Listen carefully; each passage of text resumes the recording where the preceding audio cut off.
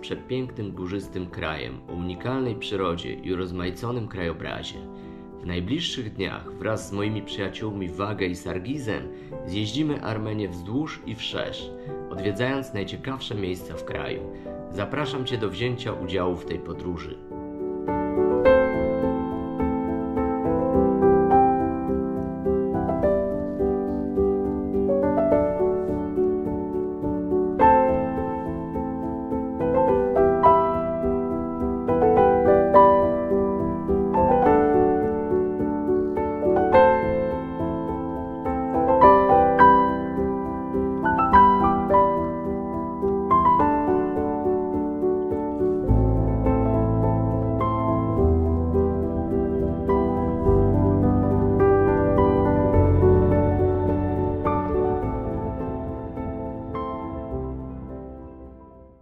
Jesteśmy na granicy turecko-armiańskiej.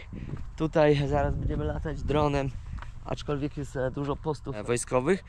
Rosyjskie wojska ochraniają Armenię, są wojska armeńskie i są wojska oczywiście tureckie, więc puszczając drona chłopaki się śmieją, że zrobimy międzynarodowy konflikt. Tutaj są różne jakieś wieżyczki, tam dalej mijaliśmy bazę wojskową, a tu chłopaki uśmiechają się. Braty, скажи что-нибудь, брат. Будешь в Польше очень известный. На каком языке? На армянском, на русском, на польском не говори, а то я знаю, на польском нельзя. Не надо. Привет. На польском. Pięknie wygląda, pięknie, to wyrieżem. Pięknie wygląda Ararat. Niestety nie jest już ormiański, jest turecki. Piękna góra. Polatamy dronem. Mam nadzieję, że go nie zestrzela.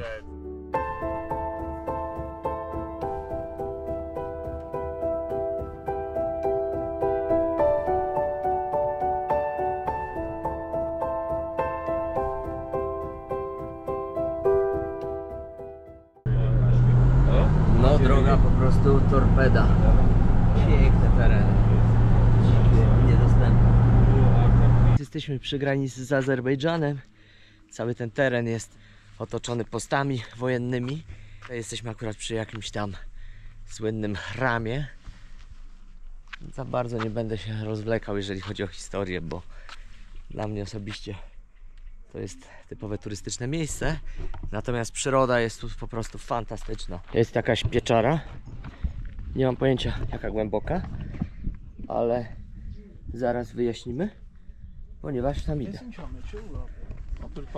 Сколько там метров? Не знаете? Сколько метров глубоко? Не знаете? 6 точно будет. Da? Сейчас прикинę. Rzucają tu pieniądze, no ale nie będę ich zbierał, bo pieniądze na szczęście zdaje się. Tak, tam dalej gdzieś się idzie, ale tam jest tak ciemno, że już nic nie widzę. Fajnie tutaj, ponieważ jest chłodno. Jedziemy dalej, chłopaki przygotowali super program na dzisiaj. Będziemy jeździć po różnych takich fajnych miejscach. Niestety problem z nimi polega na tym, że oni są naprawdę potężnymi patriotami przez duże P i nie chcą, żebym kamerował biedę, brud, ubóstwo i tak dalej, czego tu jest bardzo dużo, trzeba przyznać. Tylko chcą pokazywać mi tylko najpiękniejsze miejsca. Czyli te, które są komercyjne, gdzie jest mnóstwo turystów. Ja oczywiście takich miejsc unikam z założenia i raczej interesuje mnie dzika przyroda i dzikość zapuszczonych wiosek. No ale oni nie chcą, żebym to nagrywał, ponieważ im trochę wstyd. Zależy im na tym, żeby pokazać Armenię bogatą, nowoczesną. No ona taka niestety nie jest. I ja bym chciał pokazać Armenię prawdziwą. I tutaj mamy troszeczkę taką kosę. No ale staram się nagrywać tak, żeby ich powiedzmy nie urazić. To są moi wspaniali przyjaciele. Dlatego muszę być bardzo, bardzo wrażliwym na tym punkcie. Dobra, wyłażę z tej jamy, bo już mi się zimno zrobiło. Wieje jak cholera! Nie słychać mnie pewnie. Zaraz wjedziemy w ten fajny wąwóz. Zdравствуй, Armenia!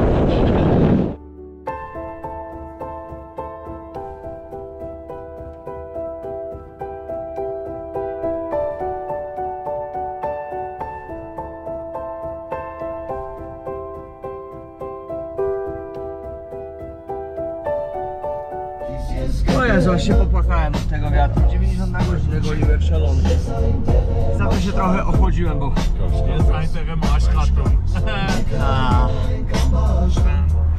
Jedziemy dalej. az sonraç das modas. Suçlar kişisi genam. Gras, bajczkales. Jego hatmą kawarem. Szkoda, że nie znam słów, też bym śpiewał. Limenka pašam. Dawaj, dawaj, pij, офигенно у тебя получается. Mekne last was mes pašpan. Jest cielawa pokazu. You should better go the church around instead walking underground. It's a casual instinct in my memory. This Yeah. your brain on the shelves on the best library. Is in control of the cycle that hurt them. Спасибо. Ależ tu impreza w samochodzie. Говорит, без машины мои ноги устали. Tak i na samym dziele jest.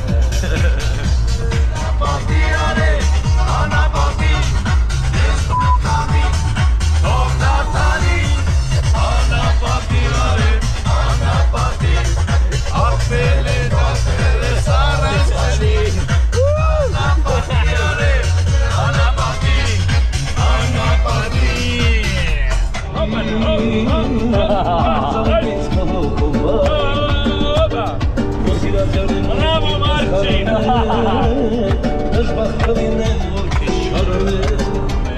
Kančume Jerevan, im jare kančume Jerevan! Jerewan, to zrozumiałem. Hopa, Jana, hop! Rapata, supata, rap! Jana, hop! Minęliśmy na Czewan kilka godzin temu i teraz cały czas jedziemy wzdłuż armeńskiej granicy, dalej w góry. Przed nami potężne, piękne góry. No generalnie około 5 godzin, 5,5 godziny w jedną stronę. Pomimo tego, że chłopaki gonią jak szaleni, zmieniają się na trasie, ale ogólnie jest wesoło. Głośna muzyka, śpiewy, tańce, wszystko co trzeba. Tu po prawej stronie rosyjska baza wojenna. Пожалуйста, вернитесь на свои места. Stacjonują rosyjskie wojska, które nie za bardzo tu pomagają Armenii. Kiedyś pomagali, ale teraz już jest raczej odwrotnie. Oni by chyba woleli, żeby ich nie było. Меня зовут Марчин. Я зафотографировал одного курву. Я снял все его нарушения. Хотел заявить, что этот бородатый парень, он тут некрасиво себя ведет за рулем. Здравствуйте, это полицейское заведение. Хорошее видео. Мы приняли ваше заявление, но сообщаем, что иначе никак.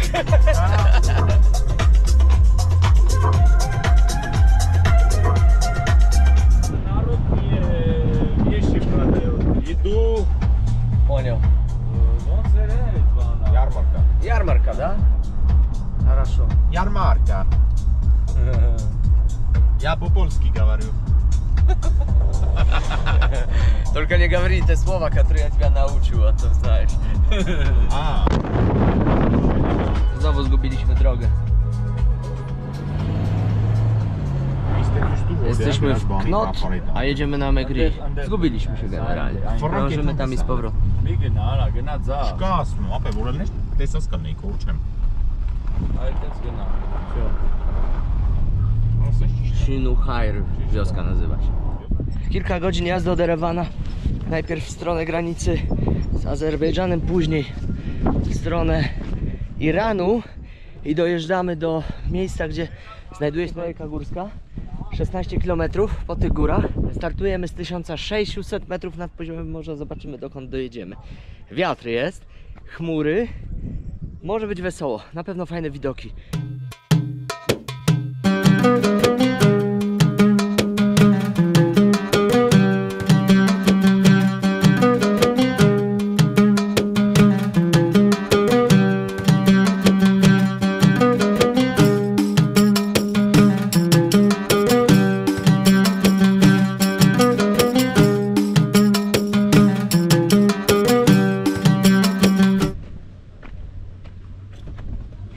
Jeśli to jest to, co myślę, to mówią, żeby tego nie dotykać. Z tego, co rozumiem, to jest to jakiś stary monastyr i no, mnóstwo tutaj takich fajnych korytarzy, przejść, różnych schodów. Aha, to wchodzimy na górę.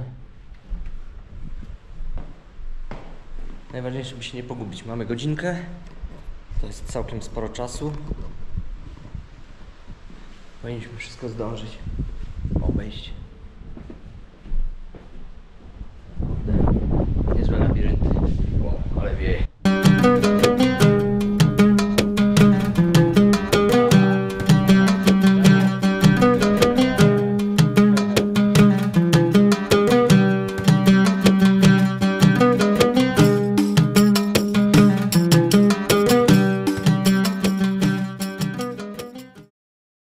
Czyli w tych dziurach robią chleb, tak jak wcześniej widzieliśmy w tym markecie. No, jest to ich tradycyjny sposób wypieku chleba. A lawasz тоже или нет? Тоже, да. A, znaczy się i lawasz, i zwykły tradycyjny chleb. W ten sposób robią. O, tutaj to już widać dokładnie. Marcin, здесь пекарня. Piekarnia, da? Да. O. Значит, насколько я понимаю, этой традиции уже очень много лет. Нет. Нет? Да, много Да, лет да, этой чтобы хлеб традиции, делать. Да. Да. Ну и сейчас пекут. Я знаю, конечно. Я No ale to тебе z dawnych времен, da? Czyli od dawna wypiekają ten chleb. To jak tam była piekarnia, to tu chyba stołówka. Co? Это трапезная. А. Это, ну, столовая. Stołowa, da? Czyli stołówka jedna słowa. Kurde, ale się tutaj fajnie zwiedza, bo trzeba uważać, żeby nie wpaść w takie dziury. Все ящерицы ядовиты. Серьезно? Да. У нас есть маленькие, но они не ядовитые. Нет, даже маленькие ядовитые, просто на тебя их яд не действует. Bardzo mądry człowiek powiedział, że, uwaga, wszystkie jaszczurki są jadowite, nawet te, które nam się wydaje, że nie są jadowite, po prostu ich jad na nas nie działa. Okej. Ja bym powiedziałem, że w Polsce też są jaszczurki, ale nie jadowite, ale ich tu jest. Wystawiłem, idę. Wystawiłem, za chwilę wystawiałem rękę, żeby robić wideo przez okno. W środku był potężny hałas, bo cały czas puszczali mi jakąś muzę. O, tutaj jakieś fajne krzyże wyryte na ścianie. I kurde, wpadła mi przez rękaw, o taki rękaw osa, czy co to było, nie wiem. Jakaś miejscowa. Tak mi pokuła pogryzła. Если не ошибаюсь, здесь хранили это, ценные вещи. A, on mówi, że jeżeli się nie myli, to w tych dziurach, w które też łatwo tutaj wpaść, po prostu chowali cenne rzeczy, które były schowane przed tym, żeby je ktoś ukradł. No tutaj dosyć głęboka dziura, ze 3-4 metry pewnie ma. Kurde, to jest w ogóle niezabezpieczone. Ktoś chodzi, nagrywa wideo i może po prostu wpaść. Tym bardziej, że w wielu tych komnatach jest po prostu bardzo ciemno. Człowiek idzie i nagle bum. Aha, czyli to tak wygląda. Takie dziury na różnych piętrach i w różnych poziomach. No i ta osa mi wpadła do rękawa. Jak mnie urządliła. Później drugi raz. Później udało mi się ją zagnieść.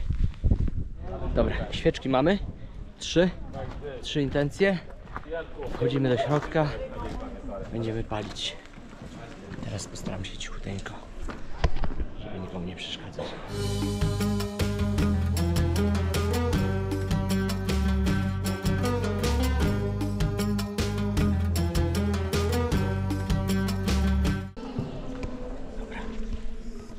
Świeczki zapalone. Teraz po cichutku wychodzimy stąd. Miejmy nadzieję, że intencje się spełnią. Fajne są takie miejsca.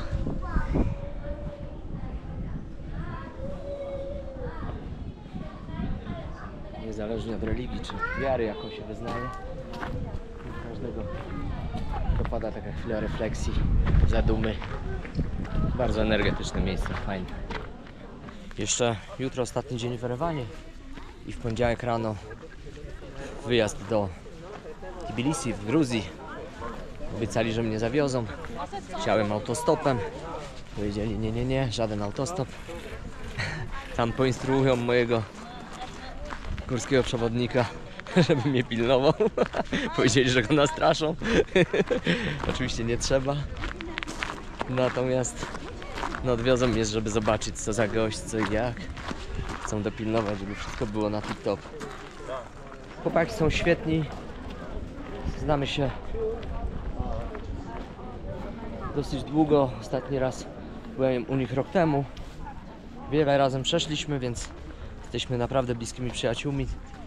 Są dla mnie jak bracia i ja dla nich jednoznacznie też. A tak załatwiają interesy biznesmeni w Armenii. Uwaga, rozmowa na 2 telefony.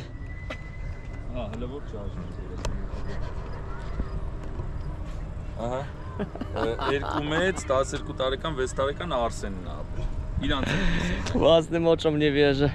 Ja pitole, jak można równocześnie na 2 telefony rozmawiać. No ale cóż, to jest kraina dorobku. Oni tu muszą zasuwać bardziej niż my, żeby żyć na jakimś przyzwoitym poziomie. Więc dowiedziałem się, że nazwa Tatiew to jest skrót, czyli po rosyjsku zakreślenie od Tatiewier, czyli legenda głosi, że kiedyś w dawnych czasach dziewczyna rzuciła się z tamtej góry i poprosiła Boga, żeby dał jej skrzydła. Czy dał, czy nie dał, nie pamiętają, nie wiedzą. Obawiam się, że mógł być ten słaby scenariusz, ale tak czy inaczej, zgodnie z legendą, tą miejscowość upamiętniono właśnie tą nazwą i od tej pory to się nazywa Tatiew w skrócie. Tak głosi legenda. No tak, tyle. Ale trafiliśmy z pogodą, akurat burza się zaczyna. Ha! Idealnie trafiliśmy. Zdążyliśmy. Super. Давай, давай, не стесняйся. Не буду петь. Пей, А то пожалуйста. он машину сразу влево. Блин, какой-то он нервный у нас водила. Водила. Водила.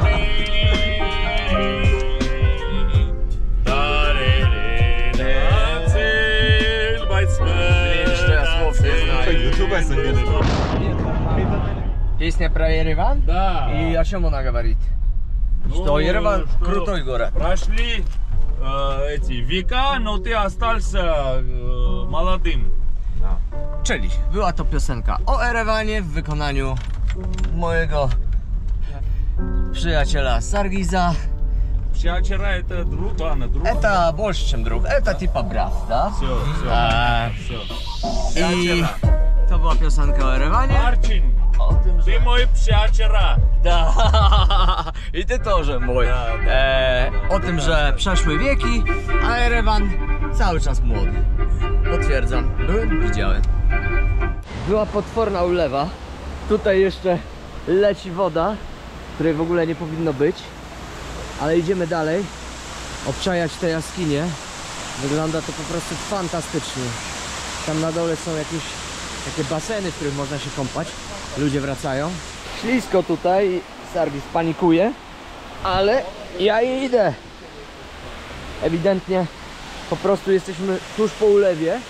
I ta czysta woda miesza się z tym błotem. Ale to fajnie wygląda tutaj. Takie skały, jaskinie. Wow. Ale widok. Idziemy dalej. To są właśnie te baseny, w których można sobie popływać. Tak to wygląda. I tych basenów tutaj jest całe mnóstwo i ludzie rzeczywiście chodzą i pływają. Czy w nich jest ciepła woda? Tak jak mówili. Видишь, Nie wiem. какая пещера? Zimna jak cholera. Это холодная вода. Da, chłodne. No i to są takie drabiny, ludzie, nawet starsi z dziećmi małymi widać, wspinają się, a później trzeba wracać. Этого не было, брат. Да? Ну, Później trzeba łódką недавно wracać. поставили. Ну, плохо видно, но видно. Переодеваются, чтобы Popływać w rykie. поплывать, да. Aha. No nie wzięliśmy ciuchów na przebranie, ale generalnie można zejść na dół, popływać w tej rzece i później wrócić z drugiej strony na łódce, albo wrócić tą samą drogą. I tam действительно горячая вода w tych basenach. Конечно. Czyli on mówi, że rzeczywiście tam są gorące źródła i gorąca woda. No i zdecydowanie warto przyjechać, tylko tak na Вот. przynajmniej parę godzin. Горячая вода. A, rzeczywiście, jest ciepła woda. No, u nas dzisiaj jest bardzo Ну, дождь пошел, вот поэтому. Zmieszałaś, da. смешалась. jasna. Ta woda zmieszała się z deszczem, więc ona mówi, że jak nie ma deszczu, to jeszcze cieplejsza jest. No rzeczywiście ciepła. I tutaj po prostu trzeba przyjechać co najmniej... trzeba przyjechać na parę godzin No u nas dzisiaj program bardzo napięty.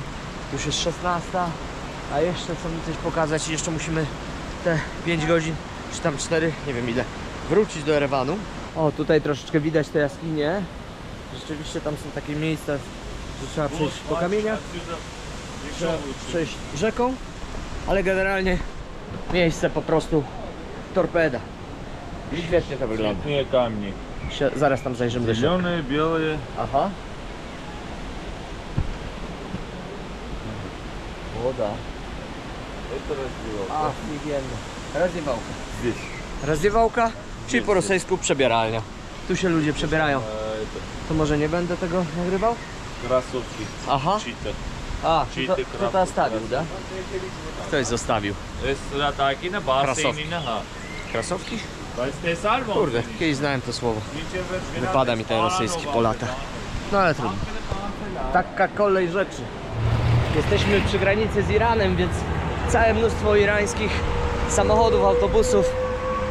Jakiś tam handel kwitnie. Fury na irańskich blachach. Idę teraz na dół, bo tutaj jest fajny widok podobno. Zaraz zrobimy obczajkę. O, toalet. Toaleta piękna. Taka, do jakich przywykłem podczas moich wypraw. Natomiast, tak jak mówiłem wcześniej, Sargi strasznie przeżywa. Mówi, nie nagrywaj tej toalety, nie pokazuj. On chce mi tu pokazywać tylko piękne rzeczy. Absolutnie nie pozwala mi nagrywać realiów. Подожди, ty gdzie? A, okej. O, tam jest piękna jaskinia. Tunel, da? Да, Czyli это tunel. оттуда, вот, Под дорогой. Дорога, да. Понял. Выходит оттуда. Пещеру посмотри, там пещера. A, пещера, czyli jaskinia. No fajna, a można tu dojти как-нибудь? Или надо спускаться? Оттуда можно будет. Да? Не, этими веревками. думаю. Веревками, да? Нет, Без веревок дороги никак. нету в этой A, пещере. czyli nie ma drogi, trzeba wierowki, czyli liny, sprzęt asekuracyjny. No te tiry rzeczywiście pokazują, jak tam ciężko jest podjechać. No Iran to chyba ten z sąsiadów, z którym oni nie mają kosy i robią jakiś tam biznes, bo Turcja i Azerbejdżan, fatalna sytuacja. Azerbejdżan 30 lat temu dostał od nich po tyłku. No teraz 4 lata temu była wojna, gdzie oni oberwali i de facto musieli oddać kawał terytorium. Niestety, wbrew własnej woli, ale nie mieli żadnych szans. No i teraz z racji tego, że na Ukrainie dzieje się to, co się dzieje, Rosja dogadała się z Azerbejdżanem za ich plecami i pomimo, że stacjonują tutaj rosyjskie wojska, żeby ich bronić, to no niestety oddają tak zwane posty i trochę terenu i to się wydarzyło w ostatnich 4 miesiącach, ponieważ z kolei Rosja w związku z sankcjami dogadała się z Azerbejdżanem, że będzie sprzedawać ropę rosyjską przez Azerbejdżan jako azerską. I wychodzi na to, że przyjaźń przyjaźnią, a biznes biznesem. No i oczywiście tam maleńka Armenia, no w tej rozgrywce nie ma tutaj żadnych szans. Azerbejdżan współpracuje i militarnie, i gospodarczo z Turcją i oni tam bardzo się wspierają. Natomiast Iran ma bardzo złe relacje z Turcją. Za to ma bardzo dobre relacje z Gruzją i Armenią. Czyli wszystko zaczyna się już tutaj klarować i wyjaśniać. Co хотел сказать? Это Азербайджан младший брат Турции. Azerbejdżan И, to młodszy brat этот, Turcji. Georgia, Грузия, Ага. с обоими дружит. То есть со всеми на территории дружит Грузия. Z Azerbejdżanem С тоже? Azerbejdżanem, z Turцией, да. A, czyli Gruzja jest taka, że przyjaźni się z każdym, nawet z Azerbejdżanem. Czyli Ну, z слушай, в Turcją. принципе, правильно и делают. Ну, у них, Конечно, правильно. да, Надо у дружить них- z tymi да, у них sąsiadami. как бы конфликта нету там. Вот они и дружат. Czyli on mówi, że robią dobrze, ponieważ przyjaźnią się z każdym swoim sąsiadem. Nie mają konfliktu, więc handlują, wspierają się. Tutaj chłopaki dyskutują. Jaka u ciebie taczka? Nissan Xterra. Który samochód jest lepszy na takie drogi offroadowe? Nissan Xterra czy Land Rover? A ja mówię, że Gazela najlepsza. I Łada Niwa oczywiście. Łada Niwa. Dlatego go Gazela najlepsza, że jej po prostu nie szkoda. Wagę powiedział. Jesteśmy w miejscowości Sisan, która słynie z jednej rzeczy. Mianowicie jest takie powiedzenie, że jak komuś jest bardzo, bardzo zimno, to określa się go... Стояненько. Скажи это пословицу про Сисан. Тут настолько холодно, что когда кто-то в Армении очень сильно замерзает, говорят, что он превратился w chuj sisjanca. Ja tego tłumaczył nie będę, ale myślę, że wszyscy zrozumieli. Wagę jako kierowca wali browara, mięsne piwo, czyli miejscowe piwo. Tak, o. A to jest gwóźdź programu. Главное. Tak. Самогон, водка панда. Из груши, из маленьких груш. O, Sargis mówi, że to najważniejsze, czyli samogon, wódka, która nazywa się Panda. I robiona jest z malutkich gruszek. Nie wiem jakich, ale dzikich. Ale zapach jest taki lekko kwaskowaty. 65%, ale nie czuć tego. Jest dosyć mocne. Już żeśmy sobie tutaj walnęli po kielonku, czekając na mięso. Zamówili baraninę, zamówili i cebula oczywiście. Из бана, бадыржан, помидоры. Kurde, tak jakoś wyszło, że lecimy do szpitala, ponieważ zatkałem się kuźwa baraniną, nie? Zjadłem, połknąłem ogromny kawałek, nie żyłem go i po prostu mi utknął gdzieś tam w przewodzie pokarmowym, nie wiem co jest grane. No i ani w jedną, ani w drugą stronę. Piję wodę mineralną, ona się zbiera i nie mogę jej połknąć. W drugą stronę też nic nie mogę zrobić. Ja pitole, takie dobre jedzenie, taki fajny nastrój, takie towarzystwo, taka knajpa i nawywijałem.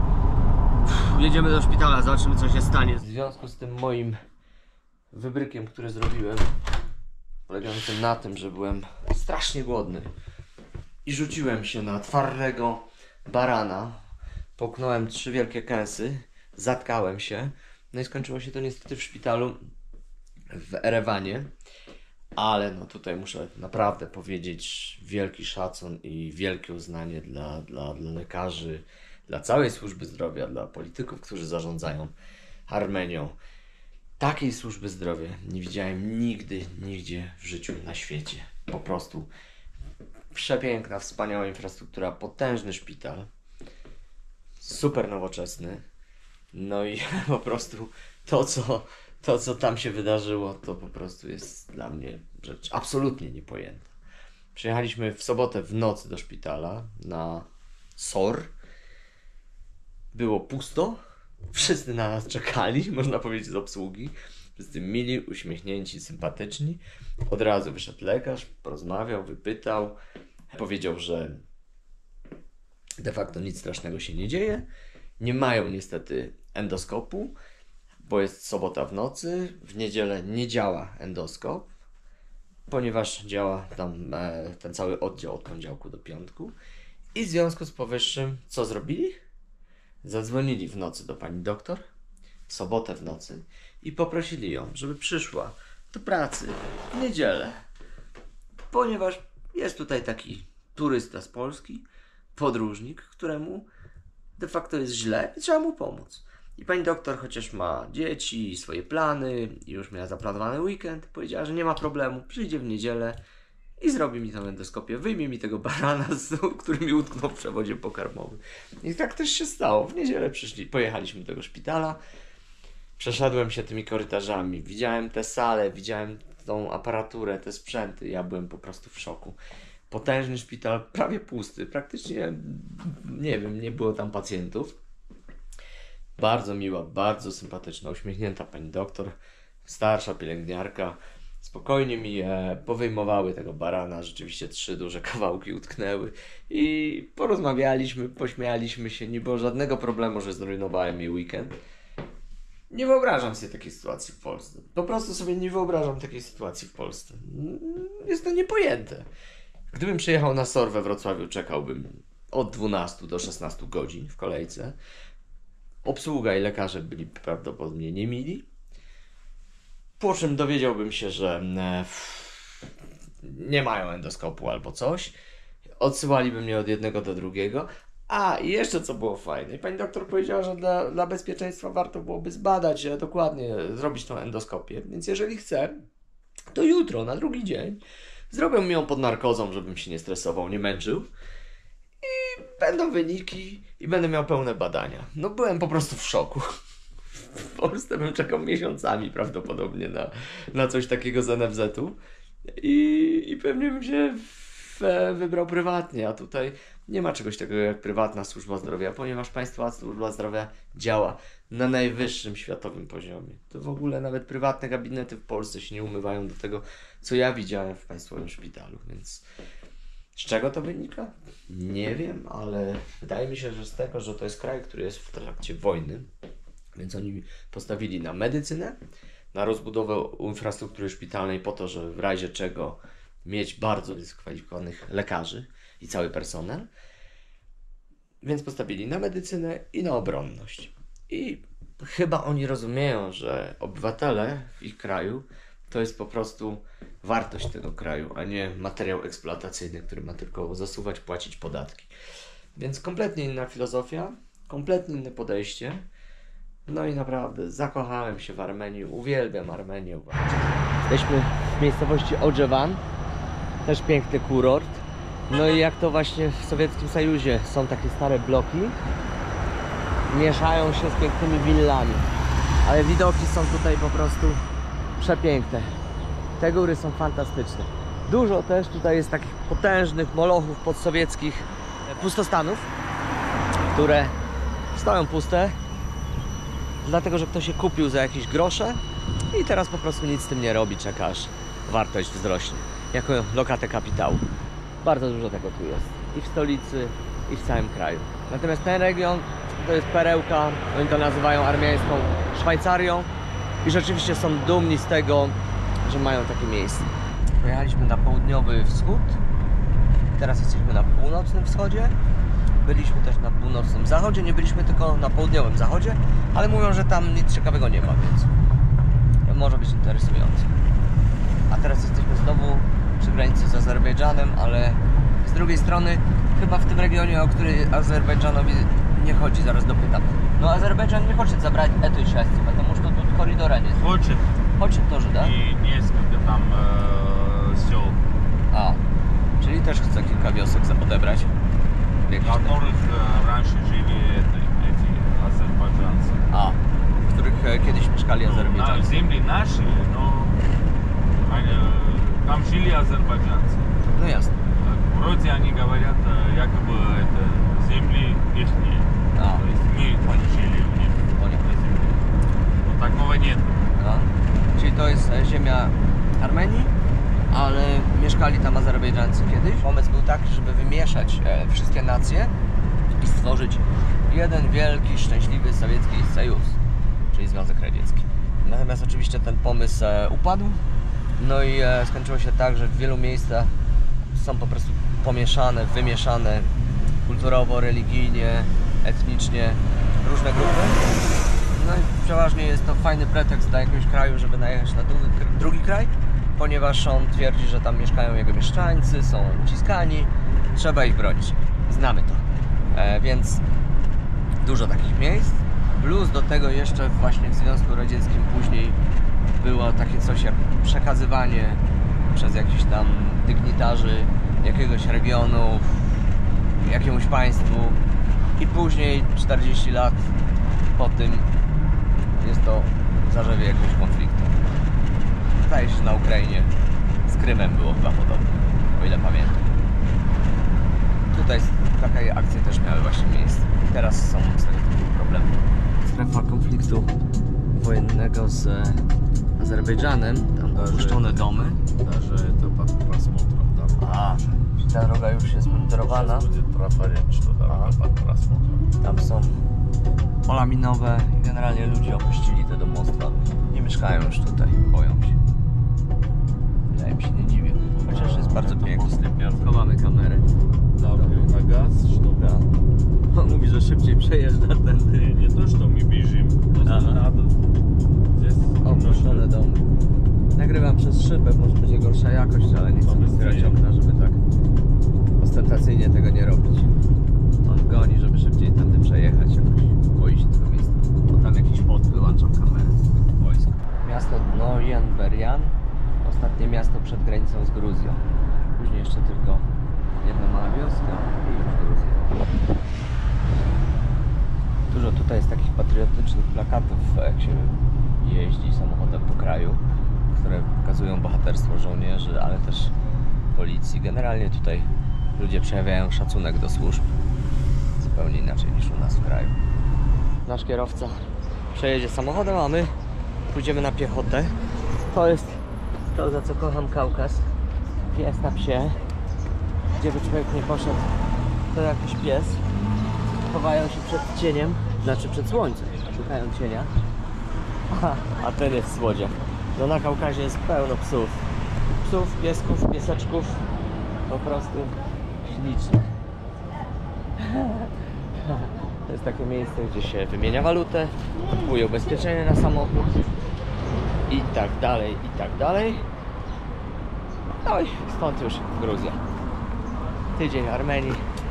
Naprawdę fajnie było. Dużo się dowiedziałem.